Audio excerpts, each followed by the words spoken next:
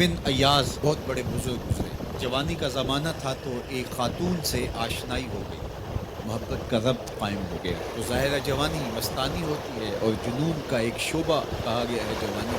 اور پھر دل میں اس طرح کے رجحان پیدا ہو جائیں تو پھر وہ جنون کئی گنا بڑھ جاتا ہے. تو اس کے ساتھ وقت طے کیا اور اس کے ملنے کے لیے بے تابی کے ساتھ ان گھڑیوں کا، ان لمحوں کا انتظار کرتے.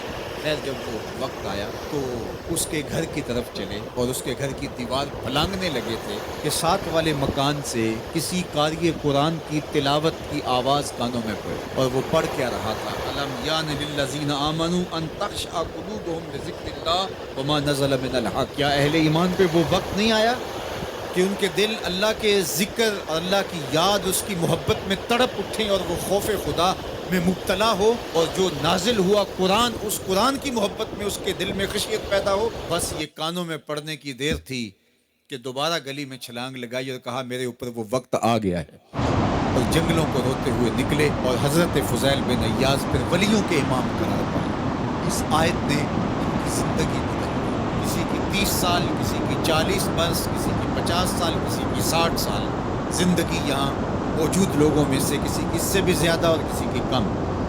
اس آیت کریمہ کو ذرا اپنے اوپر وارد کریں تو اللہ ہمیں نصیب کر دے کہ ہمارے دل تیرے خوف سے کانپ اٹھے اور تیری خشیت سے ہمارے دل لرز اٹھیں اور قرآن کے ساتھ ہمارا ربط مضبوط اور مستحکم ہو جائے اور ہم یہ اقرار کرتے ہوئے تیرے حضور حاضر ہو جائیں، مالک وہ وقت آ گیا ہے کہ ہمارے دل تیری یاد سے، تیری محبت سے، تیرے پیار سے مالا مال ہو گئے اور اپنی باقی زندگی ہم تیرے پیار میں، تیری محبت میں اور تیری یاد میں بسر کریں.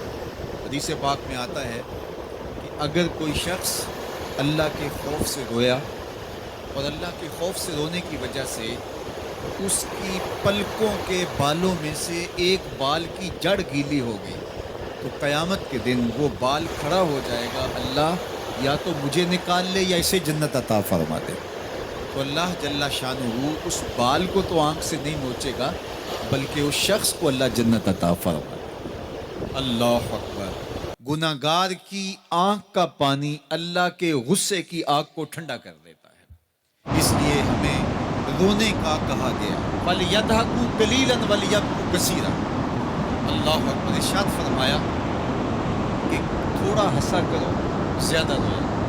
صحابہ کو ہنستے ہوئے دیکھا تو آقا کریم علیہ السلام نے فرمایا کہ تمہارے تک اللہ کی امان نہیں پہنچی اور تم ہنس رہے ہو. عرض کی حضور اس کا کفارہ؟ تو فرمایا اس کا کفارہ یہ ہے کہ جتنا ہنسے ہو اتنا ہی تمہیں رونا پڑے گا. میں اور آپ ذرا اپنی زندگی پر غور و تدبر کریں. ہماری زندگی میں ہنسنا زیادہ ہے یا رونا زیادہ ہے؟ سویر سے لے کر شام تک کہے زیادہ ہیں، ٹھٹھے زیادہ ہیں، مذاق زیادہ ہیں، لطیفے زیادہ ہیں، یا عبرتیں زیادہ ہیں؟ تفکر زیادہ ہے، تدبر زیادہ ہے، سوچ بچار زیادہ ہے، یاد الہی میں تڑپنا زیادہ ہے، آنکھوں سے یاد خدا میں بہنے والے آنسو زیادہ ہیں، یا غفلت سے پھوٹتے ہوئے کہے زیادہ ہیں؟ مجھے اور آپ کو اپنی زندگی کا ضرور محاسبہ کرنا چاہیے. ٹھٹھوں سے، مذاق سے ہماری مجلسیں بھرپور ہوتی ہیں. ہم دن میں جتنا ہنستے ہیں کیا اس کا 10واں حصہ بھی ہم تنہائی میں بیٹھ کے اللہ کی یاد میں روتے ہیں؟ اگر ایسا ہے تو مبارک ہو، اور اگر ایسا نہیں ہے تو اللہ سے آنسو مانگو، اللہ سے درد مانگو، اس کی یاد میں رونا مانگو، اس کے ذکر میں تڑپنا مانگو، اس کی محبت میں بے تابیاں مانگو، آنسو مانگو، سسکیاں مانگو. تڑپنے پھڑکنے کی توفیق دے، دل مرتضیٰ سوز صدیق دے.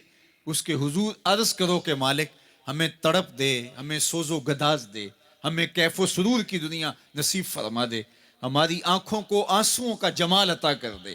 اور اگر ہماری آنکھوں میں آنسو نہیں ہیں، ہمارے پاس کہے ہیں، کہتے ہیں جو ہنستا ہوا گناہ کرے گا وہ روتا ہوا جہنم میں جائے گا، اور جس نے یہاں دکھ سہے، تکلیفیں سہی، آلام سہے، اس کے بدلے میں اللہ تعالیٰ اس کو وہاں راحتیں عطا فرمائے گا. فرمایا کہ مومن کے پاؤں میں کانٹا بھی چبھے تو اللہ جل شانہ اس کا صلہ بھی اس کو قیامت کے دن عطا فرمائے گا. تو یہ جو تفکرات ہیں، یہ جو دکھ آتے ہیں، یہ جو تکلیفیں آتی ہیں، مصائب آتے ہیں، مشکلات آتی ہیں، اذیتیں ہمیں پہنچتی ہیں، تو اس پر صبر کرنا چاہیے اور اللہ کا شکر ادا کرنا چاہیے کہ ہم ان مصائب سے گزر رہے ہیں، ان مشکلوں سے گزر رہے ہیں. اور اگر کسی شخص کی زندگی میں دکھ ہے ہی نہیں، سکھ ہی سکھ ہے، تو پھر وہ سمجھے کہ وہ فتنے میں مبتلا ہے. اس لیے زندگی کے اندر یہ آنے والی تکلیفیں، زندگی میں ملنے والے دکھ، اذیتیں، یہ اللہ تعالیٰ کی طرف سے ہمارے اوپر ایک انعام ہے، اور اللہ تعالیٰ جل شانہ اس کے بدلے میں ہمیں آخرت میں صلہ عطا فرمانے والا ہے۔ تو فرمایا رجل ذکر اللہ خالیا ففاضت عیناہ، وہ شخص جس نے تنہائی میں بیٹھ کے اللہ کا ذکر کیا، اللہ کو یاد کیا، اور پھر کیا ہوا؟ فرمایا اس کی آنکھوں سے آنسو ٹپکنے لگے۔ تو میرے اور آپ کے آقا و مولا نے فرمایا قیامت کے دن جب کوئی سایہ نہیں ہوگا، یاد الہی میں رونے والے کو اللہ اپنے عرش کا ٹھنڈا سایہ عطا فرما دے گا۔ تو یہ رونا بہت بڑی دولت ہے، یہ بہت بڑی